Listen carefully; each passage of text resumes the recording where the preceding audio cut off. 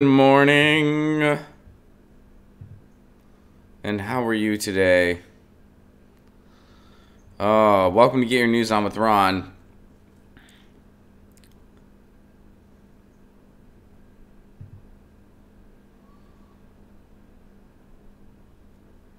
Good to see everybody.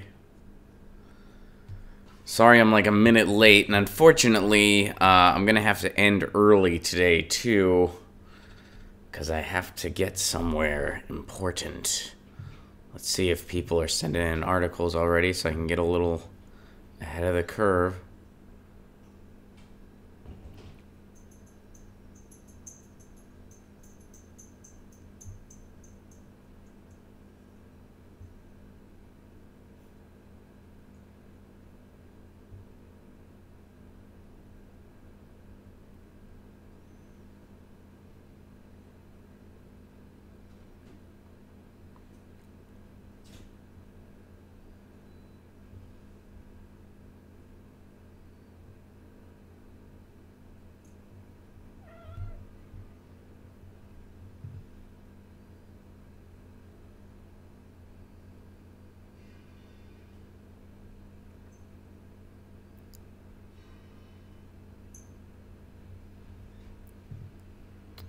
Good morning, everybody. How are you, Daniel? How are you, Chris? Jojo, Statutory, Daniel.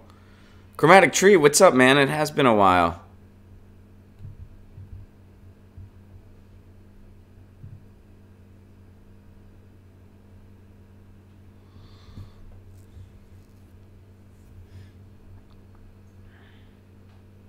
What's up, Chris?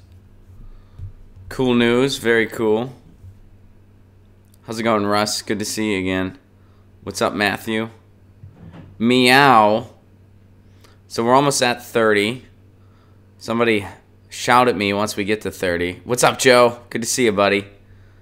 I'm just trying to organize the see what we're doing with articles here, so I can be a little bit ahead of the curve and have something pulled up once we start. I have a question though. It's Music Monday. Do have a question, and unfortunately today's episode is going to have to be cut short because I have to get to an important thing. I don't have to be there till 12:30, but it is going to be I do have to get ready, so I got to end the show early. All right.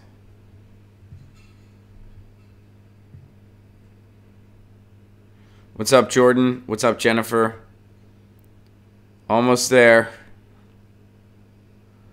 If you've never seen a Music Monday, well, you are in for a treat.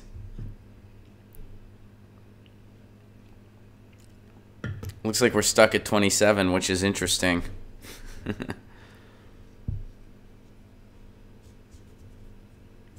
Filing TPS reports, no. No, it's a travel-related thing.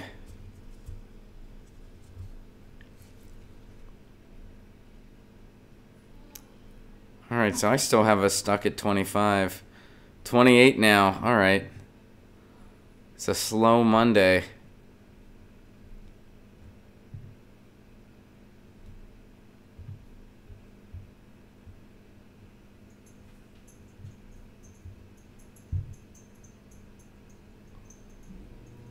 Phil Collins for Music Monday. You know, Phil Collins was, oh, I forgot to turn off my AC. Alright, well this will be an official start when I sit back down.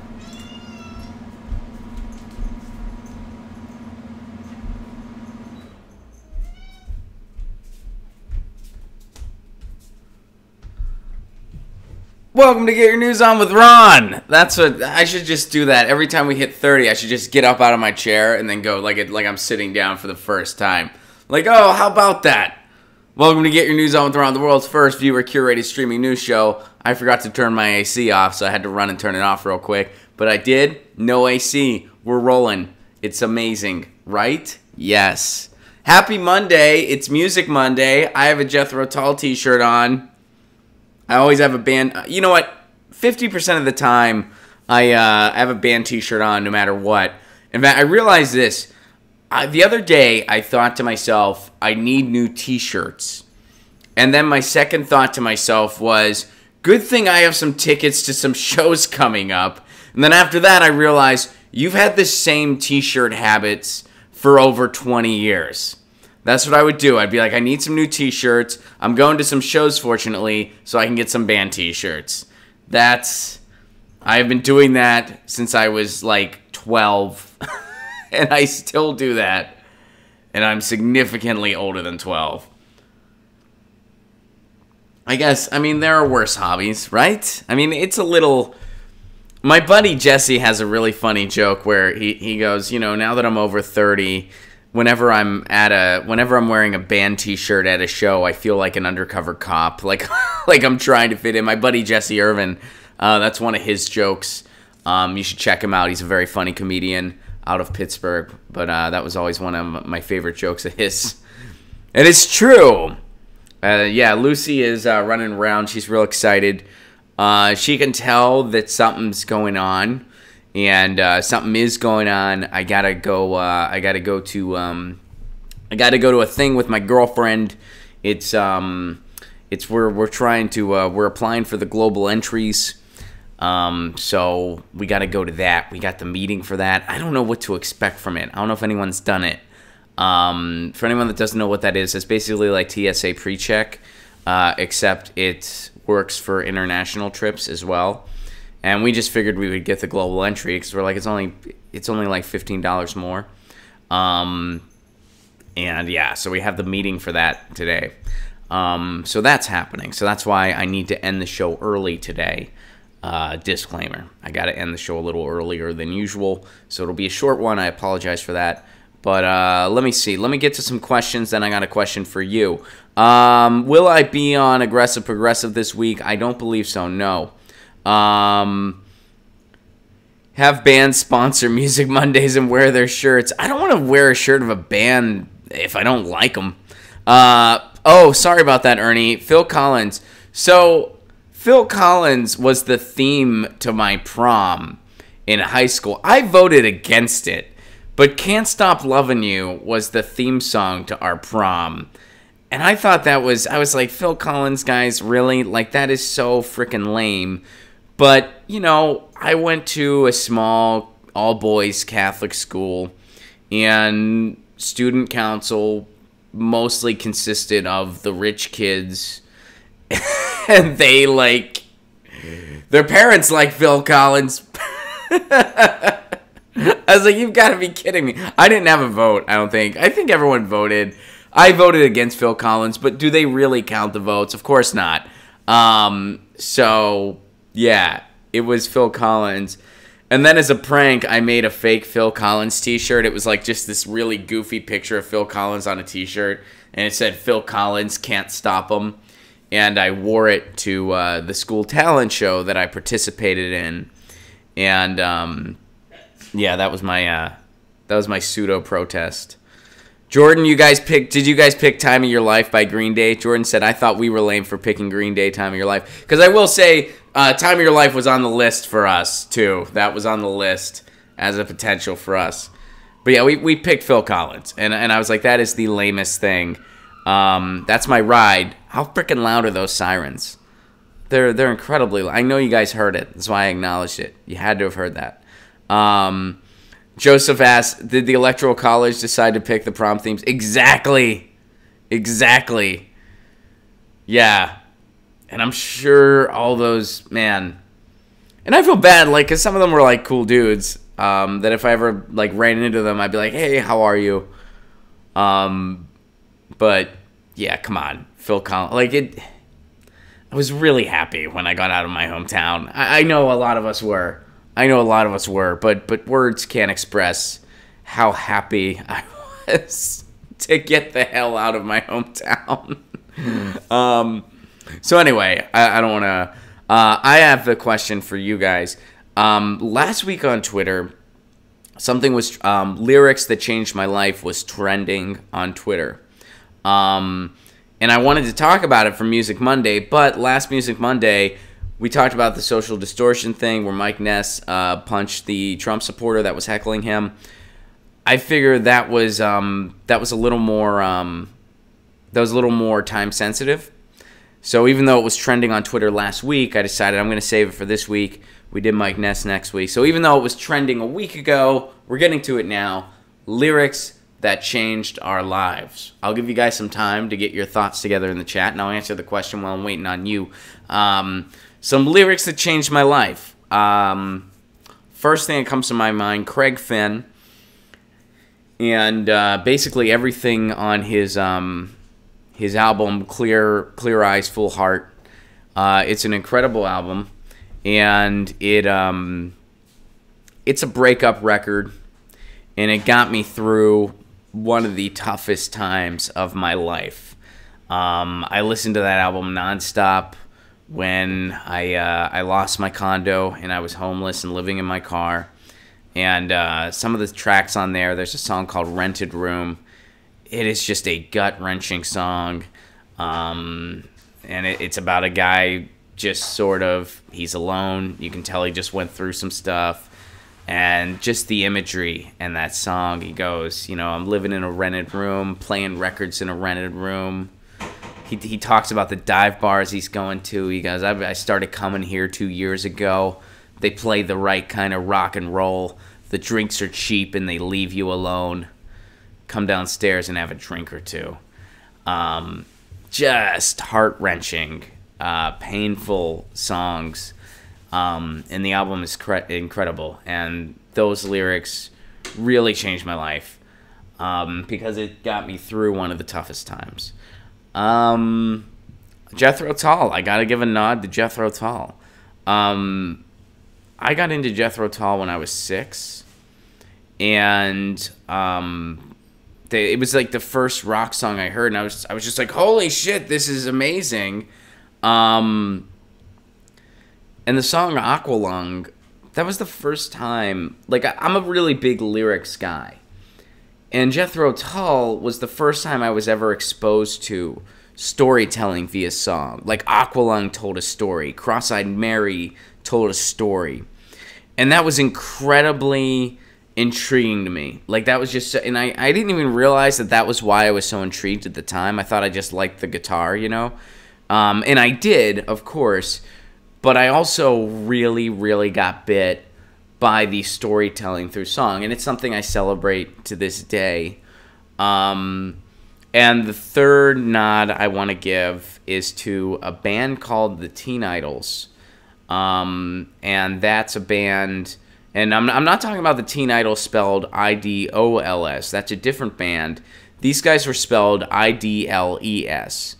And they were a band from 1980. If you guys know who Ian MacKaye is from Minor Threat and Discord Records up in DC, it was Ian MacKaye's first band. They only released one EP. But the reason I single them out is because they were 17 years old, making music for other 17-year-olds and younger. They had songs about not being able to go to certain shows because they were under 21. They had songs about friends of theirs that were trying to act older than they were. They had a song called Sneakers. You're 16, going on 32, confusion of age surrounding you. Put on your sneakers and be a kid. Why don't you try and have some fun? Put on your sneakers and be a kid. You're not fooling anyone. And then, of course, their title track, Teen Idols. Teen Idols, Teen Idols. Fucking bored to tears. Teen Idols, wasted 20 years. Teen Idols, doing nothing all day. Teen Idols, nothing to do anyway. It really captures the feeling of helplessness and boredom and confusion that you get when you're a teenager in suburbia and you want something more. And I connected with them when I was 12 years old. It was the first old school punk album that I ever got. I found it at a record store. And I actually thought it was Fugazi. I didn't even know who it was. Turns out it was a band Ian MacKaye had way before Fugazi. And I popped it in, and it sounded like just a bunch of kids having fun in a garage with their tape recorder on. And I thought, holy shit, that's what I do with my friends. We have our dumb little garage band. And that album changed my frickin' life. It's just a simple EP. And it doesn't have the nostalgia it once did when I was, young. But, yeah, teen idols. Let me see what you guys are saying.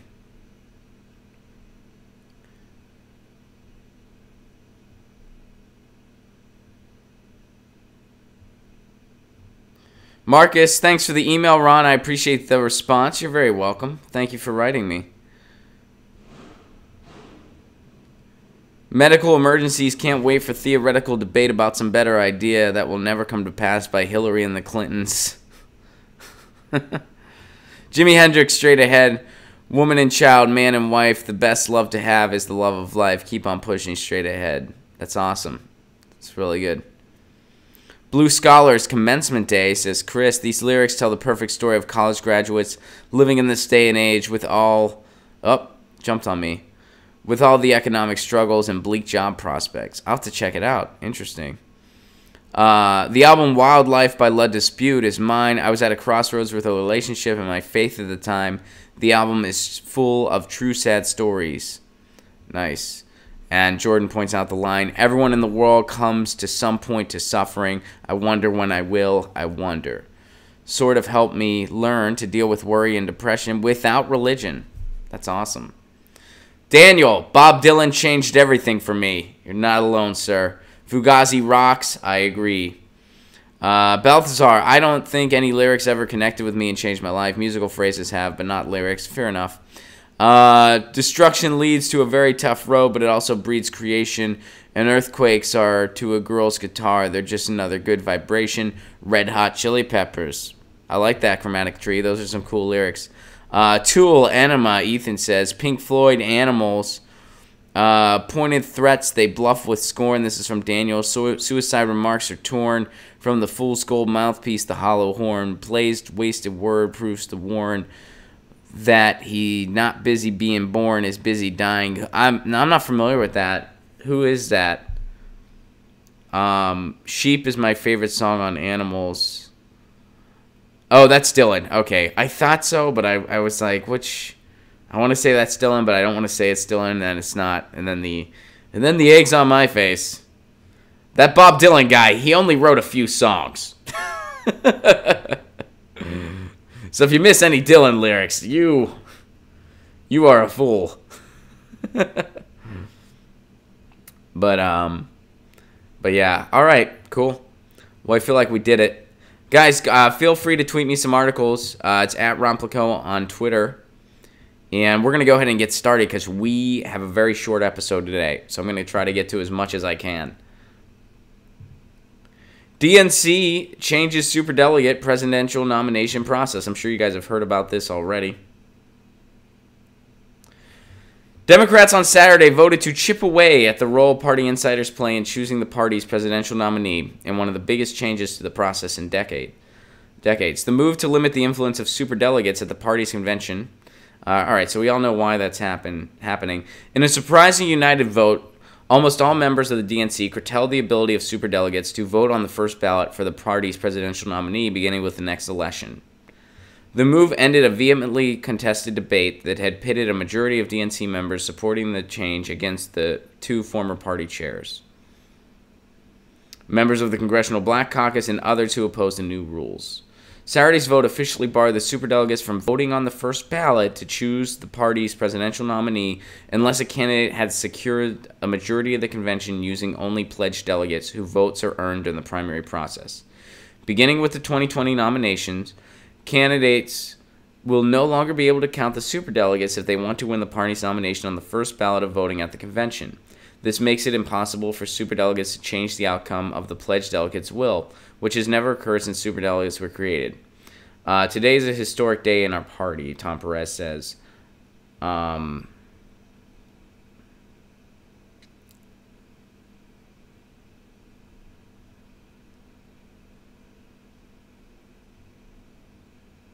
Okay.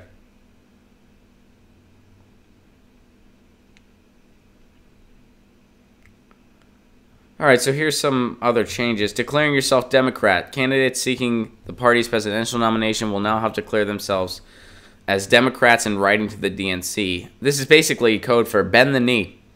A change pointed at Bernie Sanders. Caucus overhauls. Caucus has undergone several changes as well. The party is officially encouraging states to use government-run primaries to give access to people who can't make the actual caucus and implement same-day party change. Transparency. The DNC is now required to be more transparent on operations, finances, and dealings with Democratic presidential candidates. We'll see. I mean, that's a little vague. We'll see what happens there. And gender inclusion. Language for rules that mandate gender equality in committees, caucuses, and other bodies has also been expanded to include members who are gender non-binary. All right. And there's Anderson Cooper. He's looking ahead. He's looking forward. He's a visionary. So, you know, we've talked about this already. I mean, I talked about it yesterday on the live stream over at the Jimmy Dore Show.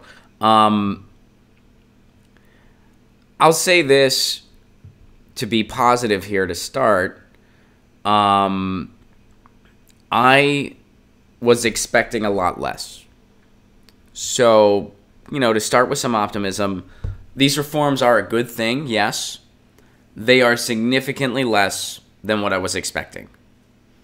I was expecting some bullshit like reduction in the number, and that was about it. I wasn't expecting a, you know, suppression, not suppression, but an exclusion from the first round completely. So it's better than I expected. So there's the kind of, you know, positive take, right? This is better than I expected.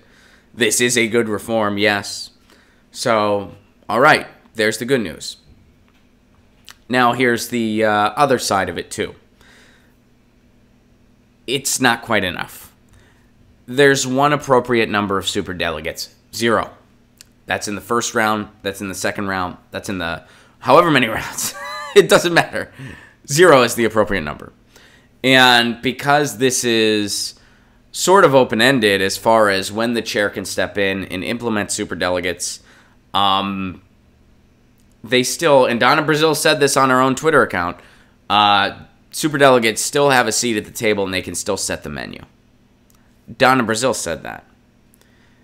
And as far as the people that feel suppressed because of this, I don't understand how.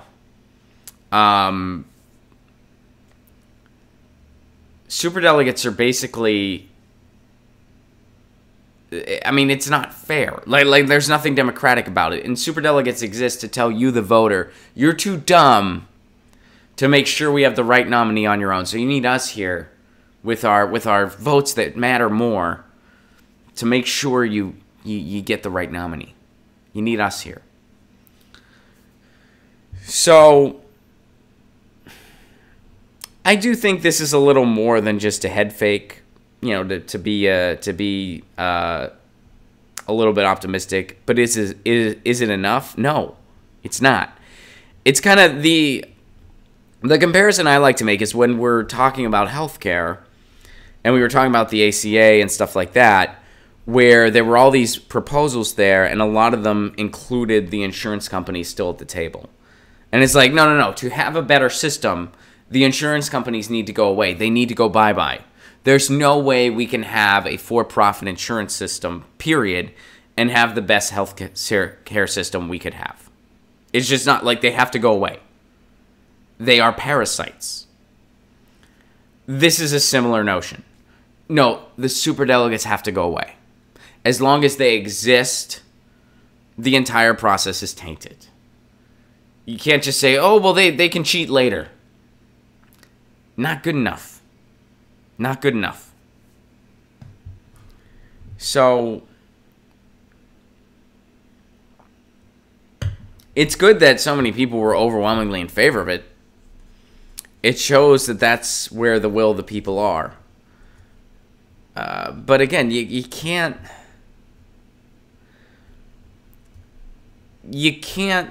be fooled into thinking, oh, okay, well, we solved this. What do we do next?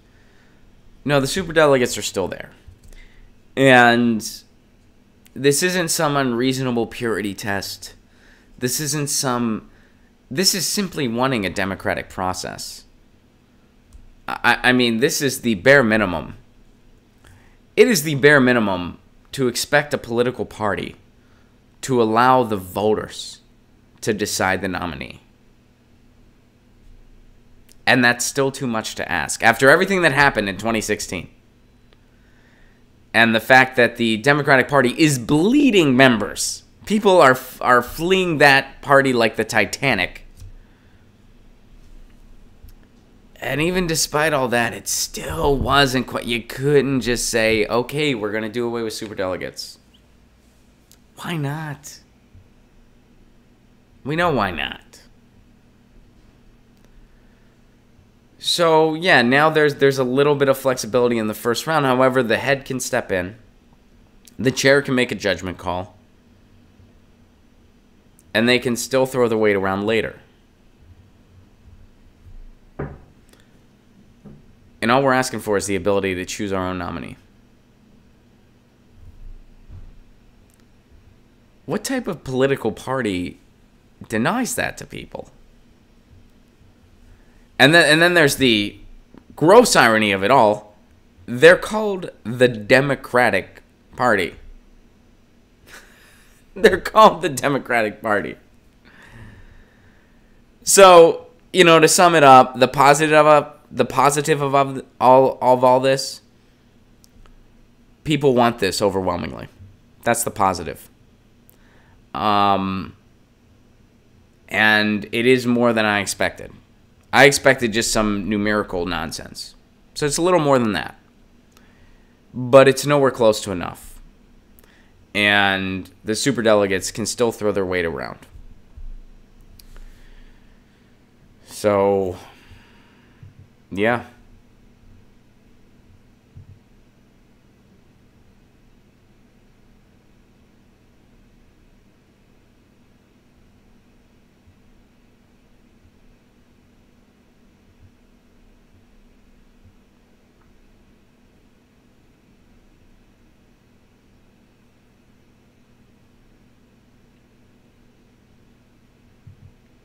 All right, this is from Marcus. Let me give it a Get Your News On with Ron retweet. Oh.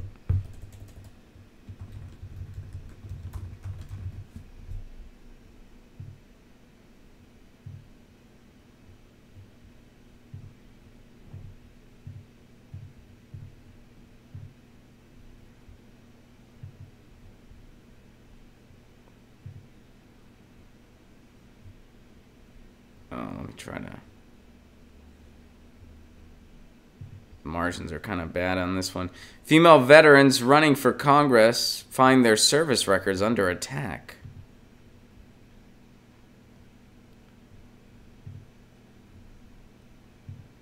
Mara Sullivan was a Marine captain in Iraq. With the September 11th primary fast approaching, 2 female congressional candidates are defending their military service after they were criticized for using the word combat in their political campaigns. Okay. Rochester City Attorney and 1st District Democratic candidate Terrence O'Rourke of Alton, Maine, lit the first fuse after accusing primary rival Mara Sullivan of Portsmouth of lying to inflate her service record as a Marine captain in Iraq. It is sad and disgraceful that Miss Sullivan would tarnish the memory of brave Marines to cover up her exaggerations about her service.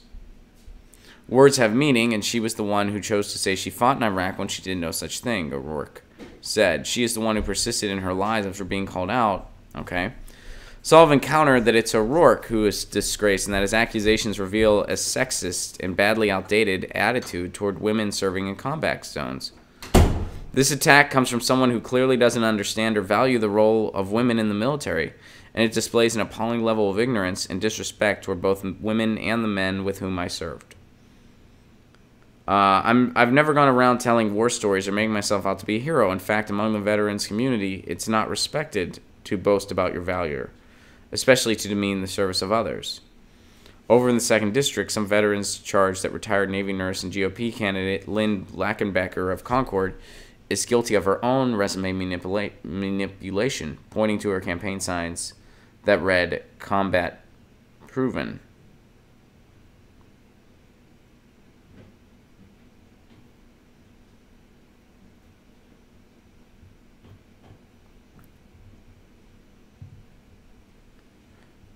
So, I'm not super familiar with these candidates in this particular race. But I guess my initial reaction to this is I think you're a little desperate if you need to resort to picking apart the service record of somebody who served.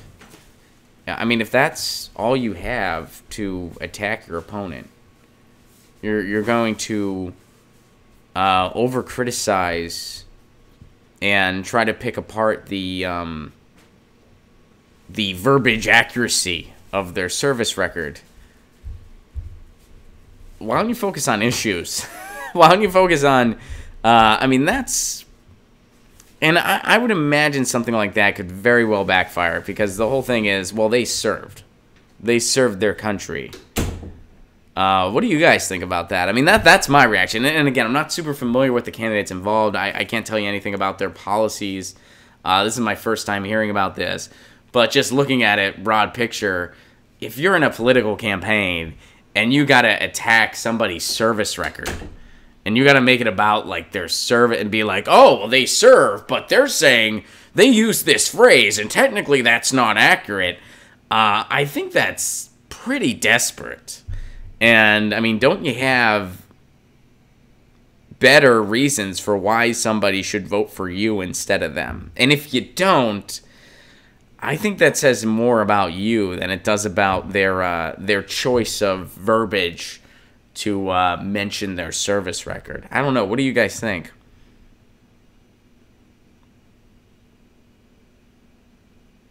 I agree, Ron. Jennifer says, I agree, Ron, unless they completely lied about being in the military, you should always focus on policy. Well, yeah, if they totally lied and they weren't in it at all, that's a little different. Jordan, I would rather vote for someone who didn't fight in Iraq versus someone who did. To me, that's not, I mean... Again, I'm more concerned about their policies. There's some people who are veterans that I'd be happy to vote for. There's some people who aren't veterans I'd be happy to vote for. But, I mean, if I see someone nitpicking someone's service, my initial reaction is going to be like, well, that's all you got,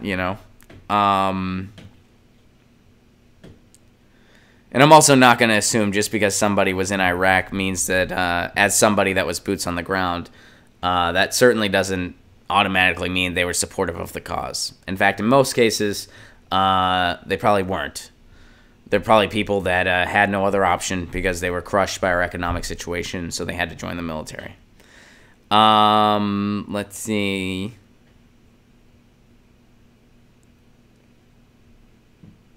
Marcus asks, Ron, can rap and punk be friends? Of course, they are friends, and they've been friends for a very long time as far as I'm concerned. Look at the Beastie Boys. Just as a start. Look at KRS-One. List goes on and on. I would only support a vet who would admit to being a dupe and condemn the service. I've never seen anyone do that. And I don't know if... I don't think you would ever see a politician condemn the service as I think you could hope for people that would condemn certain parts of the process. They would condemn the fact that we crush people in economic circumstance to recruit them as soldiers. They would condemn the economy of war, which that's not... Again, that's not the people on the ground. That's not their fault. It's the powers that be that it's their fault. It's the military-industrial complex. It's their fault.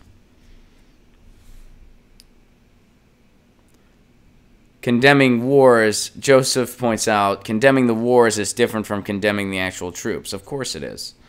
Of course it is. Most cases, people sign up for the military for college. Recruitment is super high on my campus. Yeah, absolutely. I remember it was high on mine too. Because they promised student loan forgiveness. They promised all these other things. People signed up. And in my case, when I was in college, people signed up thinking they were going to do ROTC once a month or something like that. They ended up getting shipped to Iraq. They ended up doing multiple tours in Iraq and Afghanistan. And some of the people I knew personally, they were shipped over for a war they were not in favor of.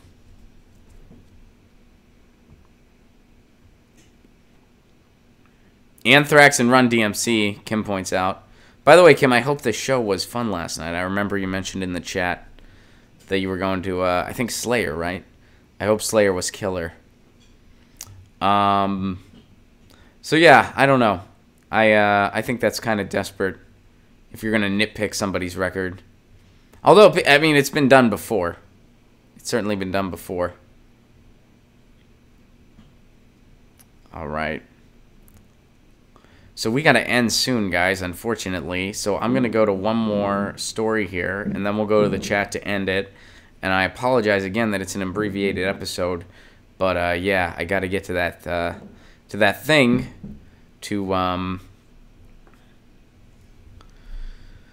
got to get to that thing for my global entries. Let's see what we got here. Sorry, guys, the timeline's jumping on me a lot today. So I'm a little, and there's been a thread that's been going pretty heavily. You know what? To save some time, I'm going to go over to the Reddit instead. That's what I'll do. All right, this is interesting. This is from Norman Bates. Totally Ruined Greece depicts perfectly the neoliberal failure and insanity. Interesting. All right, so they're using Greece as an example to talk about neoliberalism. And this is an op-ed on it. Let me go to the article. Sorry, the margins are a little sloppy today. Totally Ruined Greece depicts perfectly the neoliberal failure and insanity. As Dimitri Lassaris of The Real News reports, the Eurozone and the Syriza-led government of Greece's Prime Minister Alexis Tsipras announced with much fanfare that Greece had finally exited its bailout. The bailout amounted to 289 billion euros over an 8-year period commencing in 2010. The bailout has left Greece with a crushing debt, amounting to approximately 180% of GDP. Moreover, the bailout loans were conditional upon the Greek government imposing extraordinary onerous conditions of austerity on the Greek people. The austerity resulted in an unprecedented 25% contraction in Greece's economy, soaring unemployment and poverty, a massive brain drain, and sharply increased rates of suicide. Yet the insanity does not end here. He explains why Greece is formally obligated to ensure primary surpluses of 3.5% of GDP annually for the next 4 years to 2022. Primary surpluses are the surpluses the government must make before paying interest on its national debt. So it sounds like, so in summary, to bring it back to neoliberalism, and again, this is my first time seeing this, it sounds like Greece, A, subscribed to a predatory loan. B, is focused on paying off that loan instead of actually helping the people in their country recover economically. And I think this sort of bleeds into the discussion I'm going to have on Thursday regarding MMT. It seems like they're focused on this debt, which is predatory in nature to begin with. So instead of focusing on fixing stuff in their country, they're now focused on this predatory debt.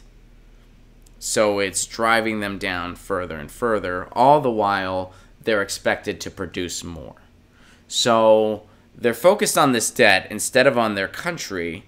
They're paying more and more into this debt, which is predatory in nature, and they're forced to produce more when all the resources are going here towards the predatory loan instead of here to the people. In the chat, let me know if I'm missing something. But I think that's pretty much what's going on there. And that's a really good example on why neoliberalism fails. Because neoliberalism thrives on unregulated markets, so predatory loans flourish. People subscribe to those predatory loans, and then they are in turn debt slaves to the loan itself, all while expecting to produce, because this is neoliberalism. If you don't pull yourself up by your own bootstraps, it's your fault. So you're expected to produce, while at the same time, you're just hitting these loans and not putting any resources into your actual country. I'm pretty sure that's what's going on here. So let me go to the chat here to end the show. And I want to see what you guys are saying. And if I'm missing something, please jump in. Please jump in.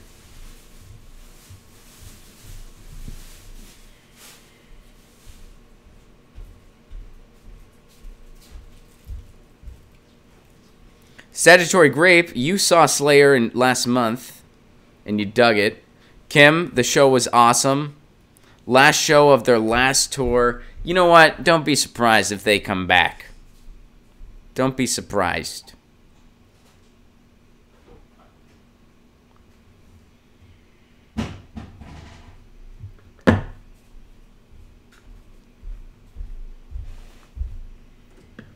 Corey recommends a Giannis Varoufakis. I'm sure I mispronounced that, and I apologize.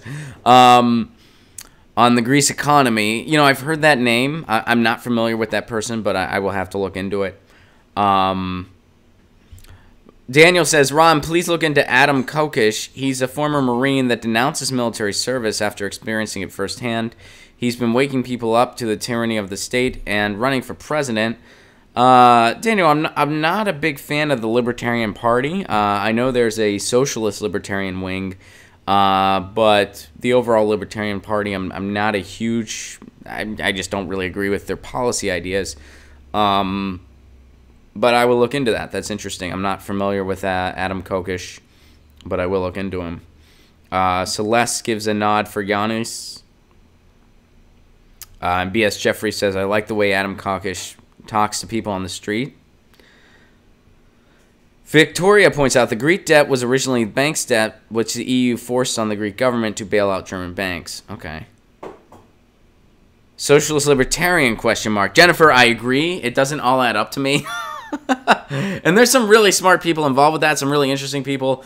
And they'll explain it. It doesn't quite add up to me, but the argument that I hear is that, you know, our concept of a libertarian, and when I say our, I mean the contemporary United States, wasn't really the original intent of the ideas. So what the Libertarian Socialist Caucus is doing is they're taking the libertarian terminology back to its original intent. That's a kind of according to their platform. And you know, there's a lot of really you know, and I told, because some people that were members, they were like, what's your take on it? And I was like, look, thus far my take is I don't think I'm totally sold on all the verbiage. It doesn't quite all add up to me, but nonetheless, I'm glad you guys are out there. We seem to agree on a lot of policies.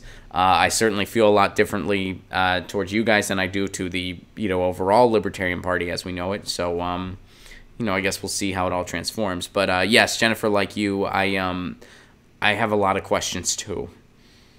Ernie,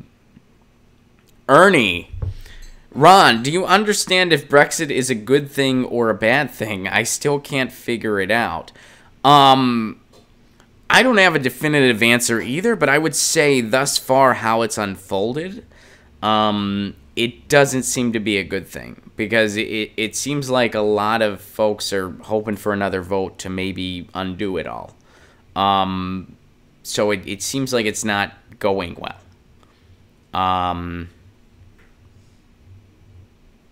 Chris says libertarians are just Republicans who like weed. Chris, I think largely you're right. I think slowly we're finding out that's not the case every time.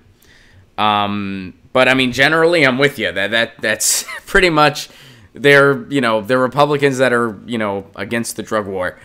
But it turns out it's a little deeper than that. In some cases. Daniel, love you, Ron, and appreciate your live streams. Thank you for including everyone and being very open-minded. Thank you, Daniel. That's very, very kind of you to say. So let's see. Jordan, how can you be a socialist libertarian? As a former libertarian, I'm very good. I am too. You know what? I'll try to have someone from the caucus on, and they can kind of unpack it for us. Somebody explained it to me, and I still had a lot of questions where I was like, well, how do you... Like they basically say, we can have these social safety nets, but we can let people voluntarily participate. And I'm like, yeah, but then it's not going to work, probably. Like, do you think they'll just migrate to it? Anyway. GB says, Progs and libertarians need more crosstalk. I do agree. This might lead to a new platform that folks disillusioned with the let-right paradigm can get behind. GB, that I agree with. Jimmy, I love you, Ron, but you need to iron your background. I know. Make sure they have elevator pitch rent. Okay. Jeff is coming back on Thursday. We're doing an MMT show on Thursday. We're redoing last week's show. We talked. We decided we're going to redo it because he's got that elevator pitch. You know, I lost my patience a little bit, which made him nervous. And we already talked about it, you know, and we decided the best thing to do is to redo the episode so that he can be on top of his game and I can be on top of my game. Yeah. Let's see here. Chromatic Tree says, classical definitions of philosophies and modern definition of those same philosophies and the incongruities therewithin lead to much confusion. Very true. Melissa, libertarians irk me with all their free market garbage. I agree. Now, Chris points out, libertarianism as a term was stolen from anarchists by Donald Rumsfeld. Interesting. I never knew that. Matthew, you are in time, but we are about to end because I got to end early today. And Susan says she likes the background not ironed because it kind of looks like bricks. All right, well then, I'm not the tidiest guy in the world, so I will take that advice and not iron it. No, I think I will. A lot of people mentioned it, so I think I will. Guys, we are out of time. We got to end early today because I have to get to a meeting for my global entries. Yay, flying. But I love you all very much. Thank you for being part of this. Sorry we got to end early.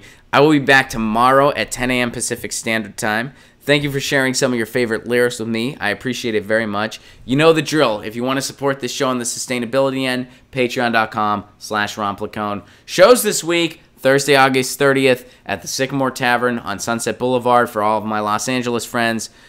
We're doing Comedy Night at the Dojo, Politics Night at the Dojo, Jimmy Dore's popping in. It's going to be a fun show. And some road dates, November 2nd, Sacramento, California, November 3rd, San Francisco, California, November 23rd, I'll be in Pittsburgh, Pennsylvania. Tickets for all that available at ronplacone.com. I love you all very much. Stay safe. I will see you tomorrow at 10 a.m. Pacific Standard Time. Sorry we got to cut it short, but I'll be back tomorrow.